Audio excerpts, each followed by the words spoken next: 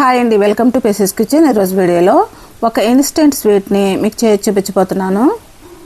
ఈ ఇన్స్టెంట్ స్వీట్ని అప్పటికప్పుడు 10 నిమిషాల్లో ఎంతో ఈజీగా టేస్టీగా తయారు చేసుకోవచ్చండి. ఈ ఇన్స్టెంట్ స్వీట్ జ్యూసీగా నోట్లో కరిగిపోయేలా చాలా టేస్టీగా ఉంటుందండి.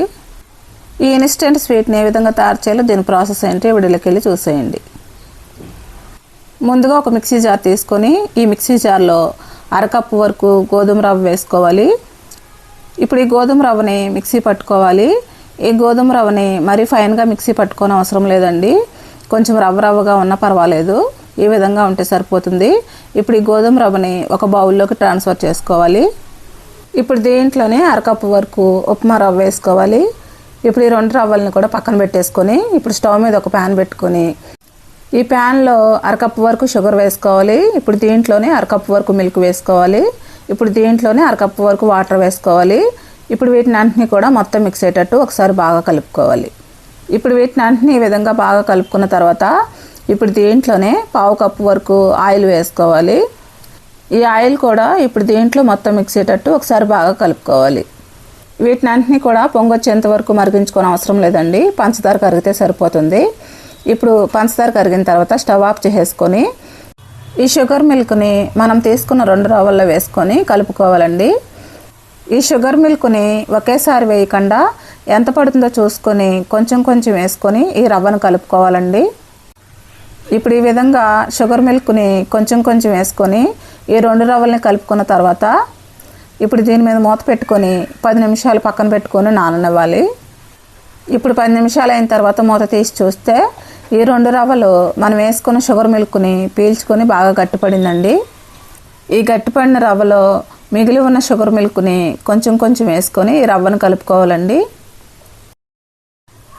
ఈ రవ్వలో ఈ షుగర్ మిల్క్ని కొంచెం వేసుకొని కలుపుకున్న తర్వాత ఇప్పుడు దీంట్లోనే పావు టీ స్పూన్ వరకు వంట సోడా వేసుకోవాలి. ఈ వంట సోడా కూడా ఈ రవ్వలో మొత్తం మిక్స్ అయ్యేటట్టు ఒకసారి బాగా కలుపుకోవాలి.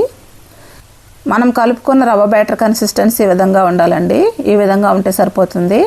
ఇప్పుడు ఈ రవ్వను పక్కన పెట్టుకొని ఇప్పుడు దోశలు వేసుకొని ఒక నాన్ స్టిక్ ప్యాన్ తీసుకొని ఈ ప్యాన్ మీద 1 టేబుల్ స్పూన్ ఆయిల్ వేసుకోవాలి. ఈ ఆయిల్ అంతా కూడా ఈ ప్యాన్ మొత్తం స్ప్రెడ్ చేసుకోవాలి. ఇప్పుడు మనం తయారు చేసుకున్న ఈ రవ్వ బ్యాటర్ని ఈ ప్యాన్ మీద వేసుకోవాలి.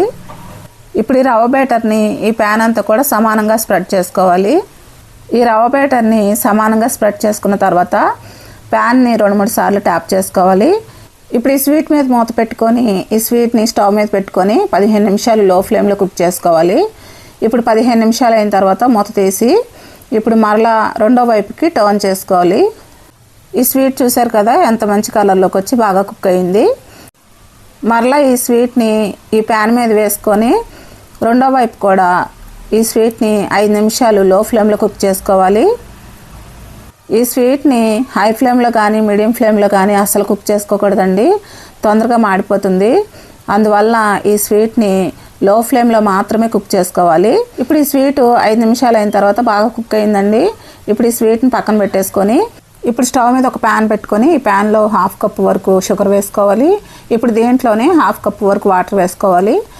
ఇప్పుడు ఈ షుగర్ కరిగేంత వరకు ఈ షుగర్ వాటర్ని మరిగించుకోవాలి. ఇప్పుడు దీంట్లోనే 1/2 టీ స్పూన్ ఇలాచీ పౌడర్ వేసుకోవాలి. ఈ ఇలాచీ పౌడర్ కూడా మొత్తం మిక్స్ అయ్యేటట్టు ఒకసారి బాగా కలుపుకోవాలి.